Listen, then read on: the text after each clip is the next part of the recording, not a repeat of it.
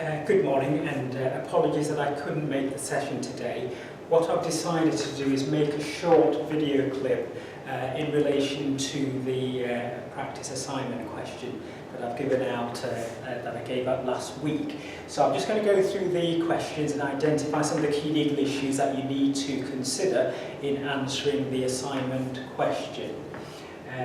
So the first point in relation to the practice question is to identify the legal business relationship between the three parties. And it goes without saying that out of all the business mediums that we looked at, the most important one that relates to this particular question is an ordinary partnership. So all you have to do, based on the next slide, is to have a look at the relevant statutory authority that defines an ordinary partnership.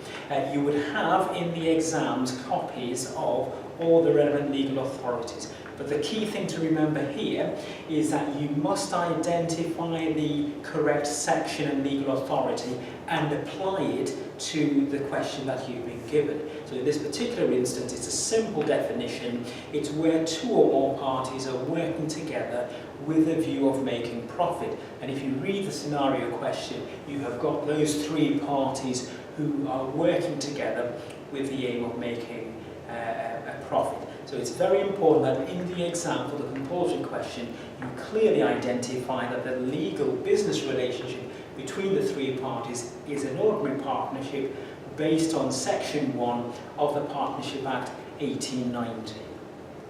I'm now going to move on to the next part of the response. Not only do you identify the business legal relationship, but it will also be important that you comment on the name. So as soon as you set up a partnership, you register the name of the business, and that protects you just in case somebody else decides to set up a business with a similar name. I'll talk about that a little bit later as I go through the question. Right, so once you've covered the introduction, and as I mentioned before, the introduction is simply legally defining an ordinary partnership and a little bit of a comment about how important it is to register the ordinary partnership name. It protects you against somebody else taking that name in order to make a profit for themselves. The body of your answer should then deal with the 5 questions at the end of the question set for a similar question that you might get in the exam. So it's looking at those 5 questions and dealing with them one at a time. So let's have a look at the first question. The first question is to do with setting up or putting together a legal document required to form an ordinary partnership.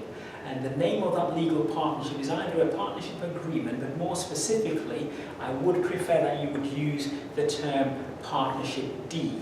Now, once you mention partnership deed, all those words involved have to be defined. So you simply define what a deed is. And a deed, based on Section 1, subsection 2 of the Law of Property Miscellaneous Provisions Act 1989, is simply any document intended to be a deed. So again, think about defining what a deed is, because eventually in your answer you would have to draft just 5 simple clauses of what you might expect to be in a partnership deed. So any ordinary partnership can be set up without a deed, there's no problem with that. The only issue is if any problems arise in the partnership, you would then have to refer to the Partnership Act to sort out any issues. It makes it a lot easier if you can create a partnership deed and clearly identify how you wish the partnership to be run.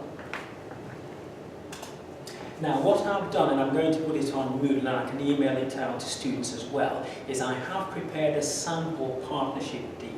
And the content of the sample partnership deed will simply contain the names of the partnerships. So if there are 3 people setting up a partnership, then it's as simple as stating in the first clause that the partnership will be made by A, B and C, and possibly stating their addresses. These all can be made up just to clearly identify that you understand the first clause of the partnership deed. You might also include the date when the partnership was created.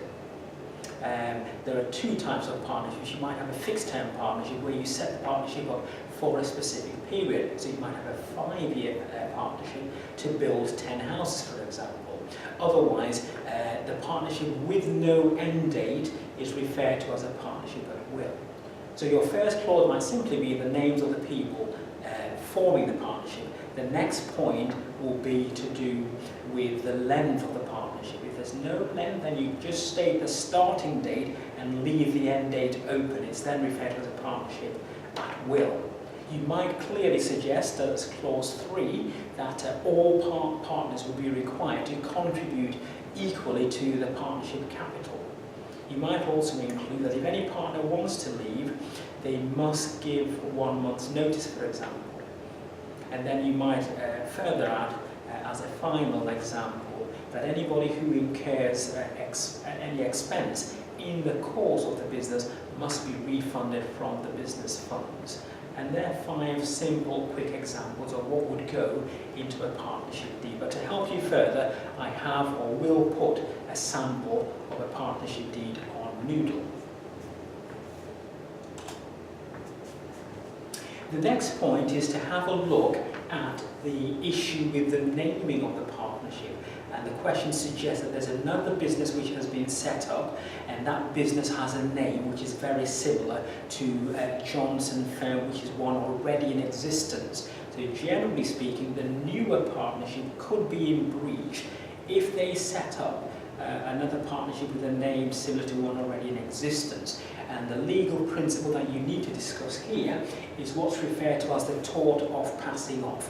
And the tort of passing off is simply where one partnership deliberately chooses a name which is similar to one already in existence with the aim of attracting custom or business from that particular business to themselves. And in law, that is clearly the wrong thing to do. The disadvantaged party might be able to claim some form of compensation. So most important is to identify the legal principle of the tort of passing off, and then you then need to go on to explain what the tort of passing off is all about. Once you've explained the definition of the tort of passing off, the next thing, as we tend to do in law, is to refer to a case that explains the tort of passing off. And I'll leave you to read the case of Croft and David. It's simply to do with a case where another party took a name that was similar to one already in existence. That would be classed as the tort of passing off, drawing custom from one already existing business to the newly established business with the same name.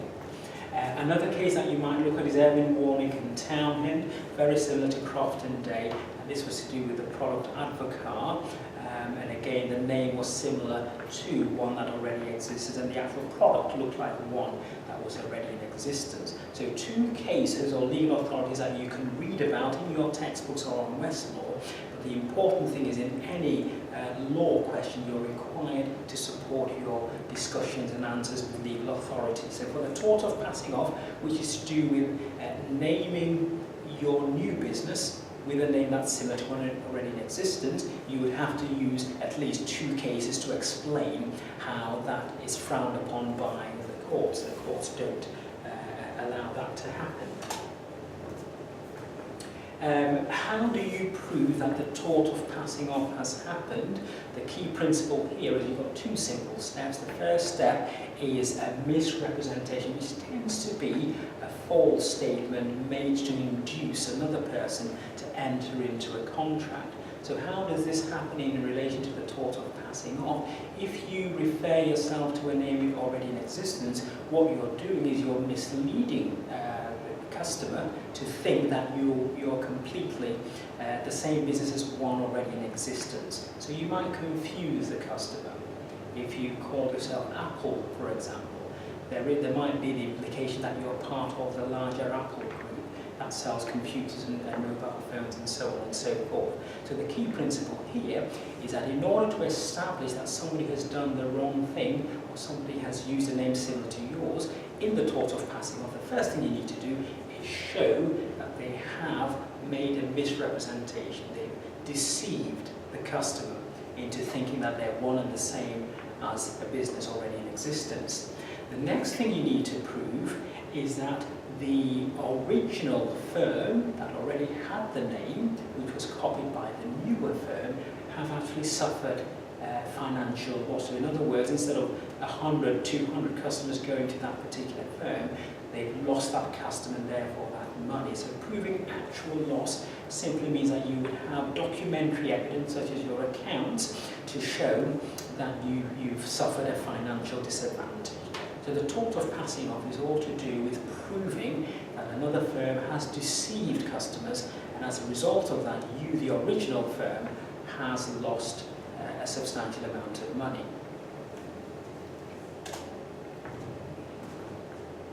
And once you've done that, you would then apply it to the scenario. So has this happened in the question that you have? The final thing you would need to talk about in relation to the tort of passing off would be to talk about any remedies available. And I think the most obvious remedy available would be to make good any losses suffered by the original company that was set up before the new company. So compensation, money compensation, would be a remedy suitable for the disadvantaged party. Another remedy that might be available would be an injunction, a negative injunction which stops the other party from continuing to use the name that's already in existence. The next question in relation to the body of the question that you're answering will be to deal with the £2,000 profit which was taken by one of the parties. And again, the legal authority that you need to think about here is Section 24, I beg your pardon, subsection 1 of the Partnership Act, which clearly states that all partners are entitled to share the profits of the business. So was it right that one partner took a certain amount of the profit from the business without the permission of the others? The answer is very clear. Section 24, subsection 1 of the Partnership Act clearly states that you cannot do that. All the other partners have to agree, and that's very important indeed. And you've got the legal authority there. So in relation to taking profits, apply Section 24, subsection 1. What about the issue regarding one of the partners who spend a certain amount of money, £150 on petrol? The other partners are not too keen to reimburse that particular partner for the £150. The legal authority here again is fairly simple. They generally relate to what we call the implied terms of the Partnership Act 1890. And Section 24, subsection 2 clearly states that all partners should be entitled to be reimbursed if they incur any expense within the course of the business. So whoever had spent the £150 for petrol should be entitled under Section 24, subsection 2 to claim those expenses back. That's why it's always a good idea to have a partnership deed, because in your partnership deed you will then have a particular clause that clearly states that partners are entitled to be reimbursed when they spend money in the course of the business.